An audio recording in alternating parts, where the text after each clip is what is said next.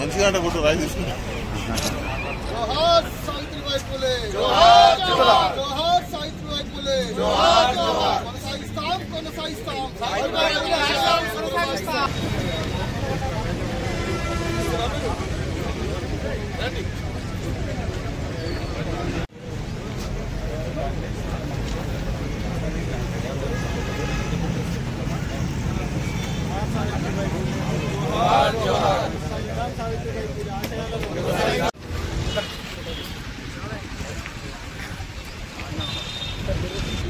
భారతదేశంలో సమాజ స్థాపన చేయాలి, ఈ సమాజాన్ని అన్ని విధాల తీర్చిదిద్దాలని ఒక సంకల్పంతో పూలే గారు, వారు సతీమణి సావిత్రిబాయి పూలే, వీరిద్దరు కూడా భారతదేశంలో ఉన్న అట్టడుగు వర్గాలకు అందరినీ కూడా విద్యాపరంగా విద్యను అందించాలని ఒక సంకల్పంతో ప్రభుత్వాలు సహకరించకపోయినా సొంత పాఠశాలలు పెట్టి నిర్మాణం చేసి విద్యను అభ్యసించే విధంగా కృషి చేసిన గొప్ప సామాజిక సేవ సంఘ సంస్కర్త సావిత్రిబాయి పూలే ఇవాళ 194 పురస్కరించుకొని రాష్ట్ర ప్రభుత్వం ఒక గొప్ప నిర్ణయం తీసుకుంది.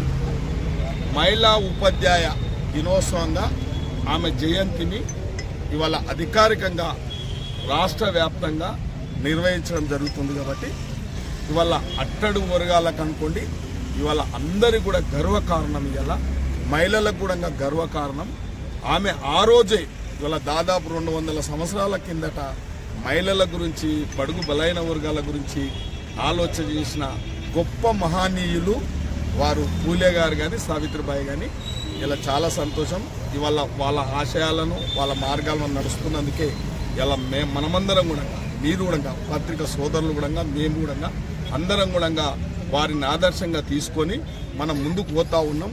ఇంకా మనం కూడా వారు కన్న కళలను నిజం చేయాలంటే మనం కూడా వాళ్ళ ఆశయాల, వాళ్ళ మార్గాలు ఇంకా ముందుకు తీసుకుపోవాలి, ఇంకా కృషి చేయాలి. మనం అందరం కూడా మనం నేర్చుకున్నది కొద్దిగానే, అనువంతనే మనం ఇలా నేర్చుకున్నది చాలా ఉంది నేర్చుకోవాల్సింది. కాబట్టి ఈ సమాజాన్ని అన్ని విధాలంటే ఇలా ప్రజాస్వామ్యం ఏం ఆశిస్తున్నదో ఆ రోజు గొప్పవాళ్ళు స్వాతంత్రం రాకముందే వాళ్ళు ప్రజాస్వామ్యం ఇట్లా ఉండాలని కళ్ళలు కన్నా గొప్ప మహనీయుల యొక్క జయంతి ఉత్సవాలు కానీ ఇలా మనము నిర్వహించుకోవడం గర్వకారంగా ఉంది. కాబట్టి తప్పకుండా ఇంకా ప్రతి పాఠశాలలలో ఈ కార్యక్రమం అధికారికంగా నిర్వహించడానికి కూడా అందరూ కూడా సమాయత్తులు అవుతూ ఉన్నారు. కాబట్టి ఏదేమైనా ఈరోజు చాలా సంతోషం. రాష్ట్ర ప్రభుత్వం ఇలా జయంతి ఉత్సవాలను అధికారికంగా ప్రకటించిన రాష్ట్ర ముఖ్యమంత్రి వర్యులకు, బీసీ సంఘం మినిస్టరు పున్నం ప్రభాకర్ గారికి, అధికారులకు కూడా అందరూ కూడా ధన్యవాదాలు. మరి ఈ కార్యక్రమాన్ని మరి పూలే యొక్క మార్గంలో నడవడానికి మేమందరం కూడా సమస్యలై నిలబడ్డాం. ఇక్కడ ఇవాళ సావిత్రిబాయి అభిమానులందరూ కూడా ఇక్కడ రావడం, ఆమె జయంతి ఉత్సవాలను ఘనంగా జరగడం జరిగింది. కాబట్టి మరి ఇక్కడికి విచ్చేసినటువంటి ప్రతి నాయకునికి, ప్రతి సావిత్రిబాయి అభిమానులకు, మరి పత్రిక సోదరులకు కూడా ధన్యవాదాలు, శుభాకాంక్షలు తెలియజేస్తాను.